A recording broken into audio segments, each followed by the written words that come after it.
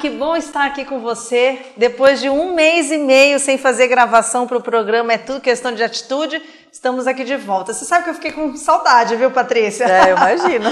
Para quem gosta de falar, de levar notícia, fica com saudade. E você sabe, a ideia do programa é te trazer informação para que você tome uma atitude. Porque na realidade, só a atitude, só a ação que pode mudar a nossa vida. E hoje eu vou entrevistar uma pessoa que eu já entrevistei ela uma vez, numa outra oportunidade.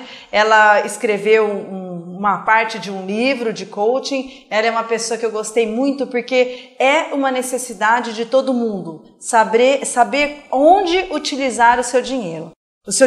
Ela se chama Patrícia Donato e o projeto se chama Dona do Dinheiro. Esse negócio de Donato e Dona teve ligação, hein, Patrícia? Pois é, não foi intencional, né? É um prazer estar aqui de novo, Sandra, obrigada pela oportunidade. E a Dona do Dinheiro tem esse intuito, né? Minha missão de vida é de transformar a vida das pessoas através da educação financeira. Então, elas têm que ter noção do que fazem com o dinheiro, mas também têm que ter noção de como fazem escolhas e como isso gera diferença no comportamento. Porque às vezes fala, eu não tenho dinheiro, eu não posso ser feliz. Associa o dinheiro a tudo, só que o dinheiro é só um meio, né? Então, quando eu transformei isso a partir da minha vida, do que eu aprendi, do que eu estudei, e transformei esse conhecimento em algo prático. Então, a atitude realmente é de começar a fazer aquilo que você quer transformar na sua vida, com um pouco de conhecimento e de apoio profissional para isso, né? Então, hoje, com a consultoria, eu consigo, através de palestras, através de sessões individuais, transformar a vida das pessoas desse jeito. E, Patrícia, eu vou até falar por mim, né? Eu fui educada numa família que sempre teve muito cuidado com essa história de não desperdiçar dinheiro, que dinheiro não leva desaforo para casa. Eu vi isso desde pequena e realmente faz uma diferença, porque nós precisamos nos organizar financeiramente. Agora, antes da gente começar o nosso bate-papo, conta a tua história. Você, desde pequenininha, também tinha esse foco em guardar dinheiro, em economizar, ou não foi bem assim? Não, eu tive... A minha escola de vida começou aos 11 anos, quando os meus pais faliram, né? Então, minha mãe era comerciante e meu pai tinha o vício do jogo. E aí isso desestruturou toda a família. Então eu via não só a falência dos negócios, mas eu via a falência da relação, de um casamento, de uma família, né? E aí eu também acabei casando muito cedo, com 17 anos, e eu comecei a entender no comportamento da minha mãe que ela tentava viver com menos. E isso, claro, muitas vezes nos supriu a necessidade e tudo, mas não era o suficiente. Porque a visão de futuro faz falta, né? A gente vive muito de esperanças, né? E essa visão de futuro te leva a planejar, te leva a fazer escolhas mais conscientes. Então fui percebendo isso, me casei muito cedo, tive filhos também, 2 filhos cedo. E aí isso tudo foi pegando, porque eu falava, eu tinha que fazer escolhas, sabe? Aquela coisa do sacrifício, tira daqui para cobrir ali. E eu tinha a falsa imagem, o falso pensamento de quando eu ganhar mais, eu vou resolver meus problemas, né? E isso não é real, porque tem gente que tem problemas muito menores ou relacionados a coisas muito pequenas e que estão num ciclo, né, vicioso de falar, não, quando eu tiver mais dinheiro vai resolver, e não vai resolver nunca. Na realidade, tem muita gente que quanto mais dinheiro, mais gasta, né? Então, exatamente, vai aumentando a qualidade de vida, não sei nem se qualidade de vida, né, é padrão. Hoje as pessoas estão refletindo muito nisso, né? Sobre ter o menos que é mais, né? O menos que é demais. Isso. Tem muita gente refletindo sobre isso, né? E as pessoas têm que entender como separar a questão do que eu quero realmente e do que é para mostrar, o que é status, né? Porque o padrão de vida, ele está limitado, não, ele está definido por aquilo que você ganha, mas menos ainda. Você deveria gastar menos ainda do que você ganha para ter as suas reservas. Que a gente falou que início de ano é muito importante olhar e construir suas reservas. Imprevistos vão acontecer sempre na vida, as emergências, surpresas, né? Quando a gente fica desempregado ou até mesmo quando a gente tem uma queda de faturamento, se é autônomo ou empresário. Sim. Então, para tudo isso, o planejamento, olhando o ano todo, olhando a vida toda, a gente faz planejamento de vida. E eu acho isso, assim, fantástico, porque incrível. A pessoa se torna autônoma no dinheiro dela e nas escolhas, né? Com certeza. E não é o quanto ganha. Porque eu conheci pessoas que ganham um salário muito baixo e têm tranquilidade, ou pessoas que adquiriram, por exemplo, a casa própria, porque era o sonho, e conseguiram aquilo à vista, conseguiram aquilo sem se endividar. O brasileiro tem muito disso. Eu posso ter agora, então eu vou pagar pro resto da vida, né?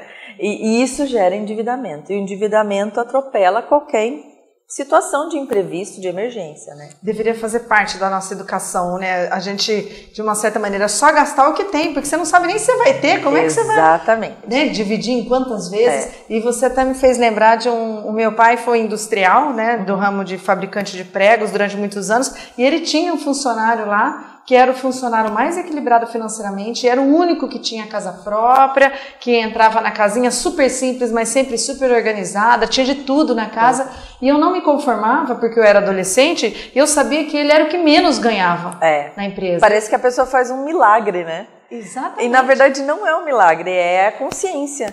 E tem pessoas que veem, às vezes, desde criança, veem o dinheiro como uma forma de socializar. Então, paga para os amigos, ou tem essa facilidade de emprestar, né? E não saber falar não, às vezes, é um grande problema na vida da gente, até para os nossos filhos. A gente, às vezes, precisa falar não até para a gente mesmo, né? Começando pela gente. Então, você vê que não é o quanto você ganha, é o quanto você poupa e o quanto você faz gestão do seu dinheiro. E isso é uma construção, não é? Eu vou virar uma chavinha, amanhã eu virei poupadora, eu virei investidora. Não. É uma construção. Então, ao longo da vida você vai mudando. E outra, o planejamento é a mesma coisa. Por exemplo, um casal que não tem filhos, ele vai planejar dar um upgrade na carreira. Um casal com filhos pequenos, foco talvez nos cuidados, na educação desses filhos. E por aí vai, né? E aí os filhos crescem, têm outras necessidades. Então, tudo isso é cíclico, né? Conforme a vida vai rodando, você vai adequando. Então, nenhum planejamento pode ser engessado. Não. Eu lembro uma vez uma aula que eu dei, que eu sou professora universitária também, e eu falei assim que planejamento foi feito para ser quebrado. Os alunos falaram assim, eu não acredito que eu ouvi isso. Da professora, né? Da professora. Mas é porque o planejamento, ele não é te colocar numa caixinha. Né? Eu posso ter um sonho hoje, conquistá-lo, e daqui 1 ano ou 2 esse sonho já não faz parte dos meus anseios, e eu tenho que mudar isso, né? Com certeza. A mesma coisa como você falou, o morar, por exemplo, o padrão de vida, onde que eu quero morar? Eu quero qualidade de vida, eu quero morar numa cidade menor, ou eu quero morar num grande centro, às vezes não usar carro, né? Usar o transporte público, é de cada um. Então não existe modelo e não existe certo ou errado. Existe o que serve para você. Com certeza. E isso de planejar me lembrou uma história que quando eu me formei, eu fiz educação física no Unicamp e eu dava aula em 5 academias. E o meu pai não aguentava mais me levar nas 5 academias, me deu o carro. Eu vendi o carro, peguei os 7 mil reais, que na época era 7 mil dólares, coloquei no banco e fui para a Europa de mochileira. Olha. E o interessante é que eu dividi os 7 mil dólares em 365 dias. E aí deu certinho 24,95 dólares por dia. E eu sabia no meu planejamento financeiro que eu só tinha 24 dólares e 95 por dia para gastar. Olha só. E se eu gastasse mais, eu não ficaria os 365 dias. Olha, eu fiquei 1 ano certinho, Patrícia. E foi muito bacana porque você consegue viver com aquilo, né? Sim, sim. Eu procurava os hotéis, os albergues, as alimentações que eu pudesse realmente estar naquele orçamento dos 25 dólares. Mas você tinha clareza. Às vezes as pessoas olham o todo, por exemplo, quanto elas ganham por mês, e não entendem quanto cada etapa ou cada grupo da vida corresponde. Por exemplo, às vezes a pessoa não sabe quanto gasta de comida, ela tem uma vaga ideia que por mês é X de supermercado, mas ela não tem controle disso, né? E como no que não é medido, não é controlado, como você falou, elas não têm o norte, elas precisam ter essa ideia clara de quanto elas podem gastar em cada coisa no mês, por exemplo, e no ano, né? Que a gente tem as coisas sazonais, que nem um seguro, um EPVA, etc. Então, um planejamento normalmente inclui o que a família quer fazer ou o que a pessoa quer fazer e o ano, o quanto ela vai ganhar, o quanto ela vai guardar e o quanto ela vai gastar.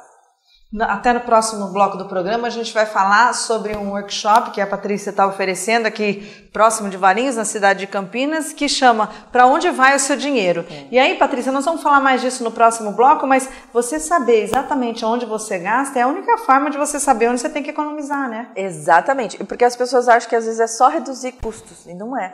A gente pode ter maneiras de ganhar mais, a gente pode escolher comprar em locais diferentes, né, conforme a necessidade de vida. Então, esse treinamento que nós vamos falar depois, ele mostra esse caminho. E também o autoconhecimento.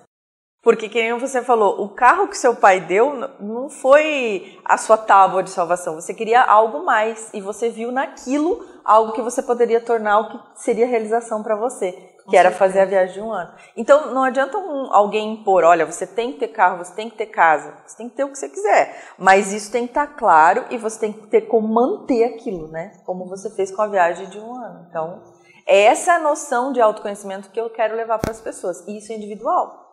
Né? A gente, irmãos criados no mesmo ambiente, às vezes um casal tem perfis totalmente diferentes e eles podem ser complementares, porque a última coisa que a gente quer é que continue havendo brigas por causa de dinheiro, né? Hoje a gente vê no país 70% dos casamentos que acabam, o motivo é financeiro. Sério?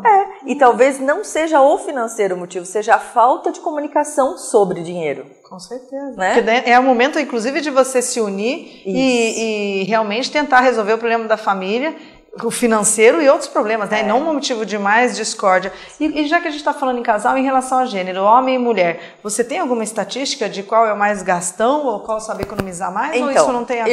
Eu já pesquisei muito e eu já tive amostras no meu trabalho de que não existe isso. Porque existe uma fatia da natureza de cada um que influencia. Porque, por exemplo, a mulher ela é muito acolhedora, né? Desde o tempo das cavernas, o homem ia caçar e a mulher cuidava dos filhos e da plantação de perto. Então, ela tende a querer resolver os problemas dos outros.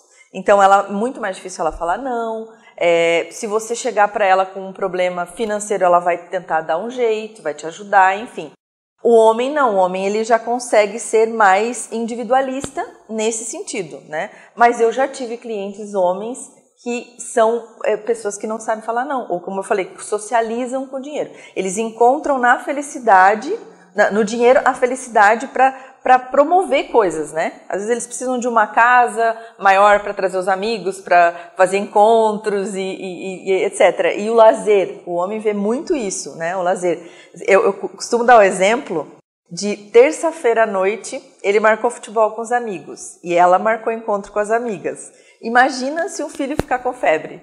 Nossa Senhora! Ele vai, nem se chover canivete, ele vai pro futebol lá bater papo com os amigos. A mulher não sai de casa. Sabe, se alguém da família ligar e falar que precisa de alguma coisa, ela vai parar o que ela tá fazendo normalmente, né? Tô falando isso, né, por a maioria. Lógico que não são todos. Não são todos. Mas assim, não dá para dizer que a mulher gasta mais. Não, às vezes ela é até mais articulada em usar o dinheiro, porque às vezes ela tem mais poder de decisão, né? Por exemplo, num ambiente familiar. Só que, e ela é que às vezes inspira mais os filhos, porque ela mostra as escolhas que ela faz. Com certeza. O homem, por ser mais individualista, às vezes ele faz as coisas sem tanta aparência, né? E a mulher, os homens com as suas qualidades, né? E a claro. Mulher com muito essa fortaleza, né? Sim. De ser referência para os filhos. Eu estou entrevistando hoje a Patrícia Donato, ela é dona do projeto, a dona do dinheiro, e está nos falando sobre educação financeira. A gente vai para um rápido apoio cultural e já voltamos.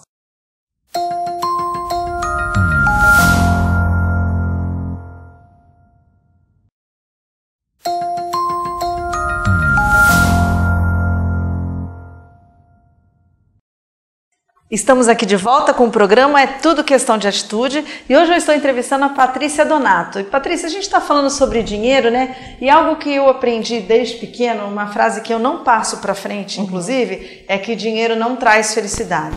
Pois é. Eu ouvi dos meus pais a vida inteira, não, dinheiro não traz felicidade. E eu mudei, eu já não acredito mais nisso. Eu acho que não é o dinheiro só que traz felicidade, mas você ter um equilíbrio financeiro e poder comprar o que te traz prazer, sim, né? Sim. E eu tô falando ainda assim com muito equilíbrio, porque dos livros que eu escrevi infantis, né, um se chama A Menina Centopeia, de uma menininha de 2 anos que tinha mais de 100 pares.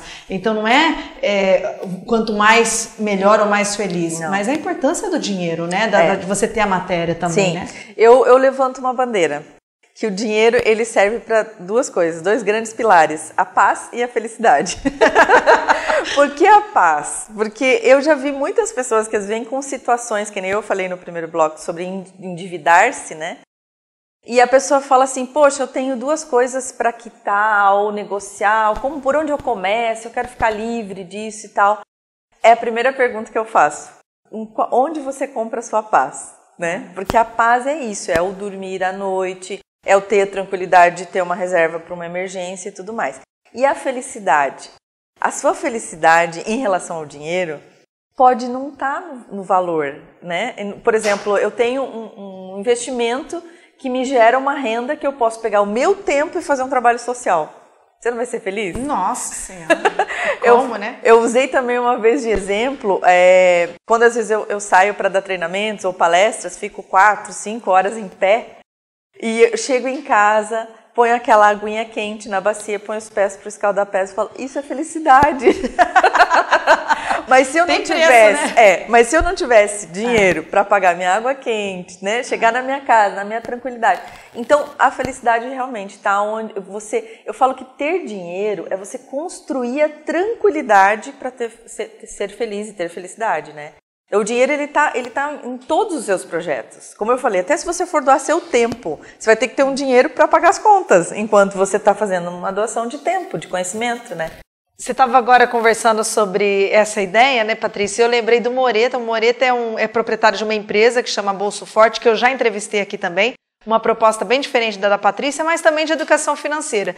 E eu entrevistando ele, todas as respostas ele dava risada, todas as coisas que ele falava ele estava feliz. Aí um dia eu falei assim, mas não é possível, você está sempre feliz, né? Eu te vejo, você nunca está nervoso, preocupado. Eu disse, não, quando você tem um colchão financeiro no banco, quando você sabe que você nunca vai se desesperar por não ter dinheiro para pagar a conta de água, de luz, de telefone ou comprar o picolé para seu filho.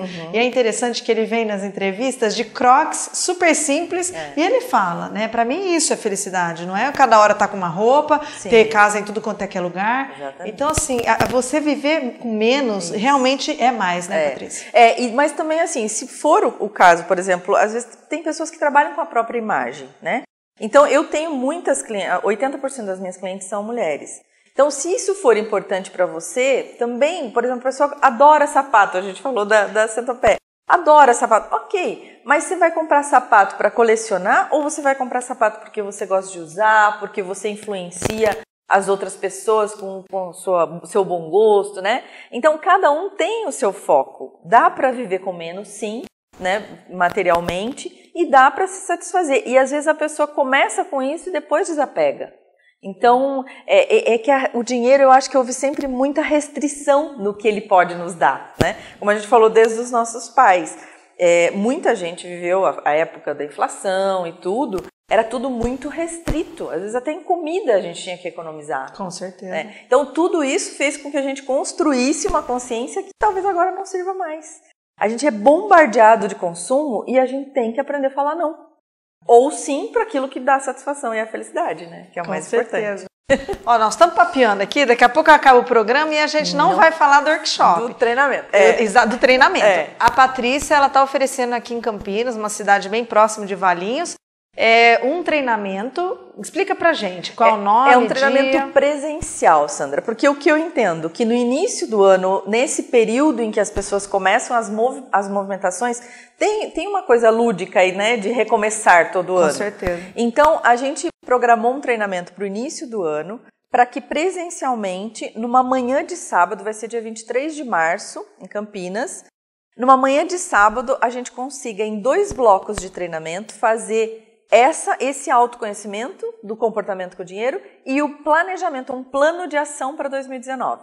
Então, ela vai sair de lá com a mão na massa. A gente precisa enxergar o que a gente quer para fazer para o primeiro ano da nossa virada financeira, né? Então, o nome do treinamento é Para Onde Vai Meu Dinheiro?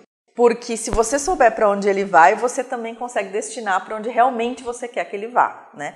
E aí você consegue fazer as mudanças que você precisa. Então, Para Onde Vai Meu Dinheiro? Dia 23 de março, no King Cowork, que é um espaço novo em Campinas, muito contemporâneo, com foco de corporativo, de trabalho, descolado. Bem entrada, né? Bem na entrada de Campinas, lá pela Dom Pedro, perto da CPFL, saída de Mojimirim. Tá. E então vai ser uma manhã de sábado para pôr mão na massa. Então eu quero atitude, como o programa diz, das pessoas quererem fazer isso. Porque às vezes você assiste um monte de conteúdo na internet, mas não se põe em ação. Então é hora de agir e é hora de agir com conhecimento, com essa consciência do que você quer. nós teremos lá um público de pelo menos 100 pessoas e é, como eu falei, estruturado para que você entenda conceitos e aplique conceitos.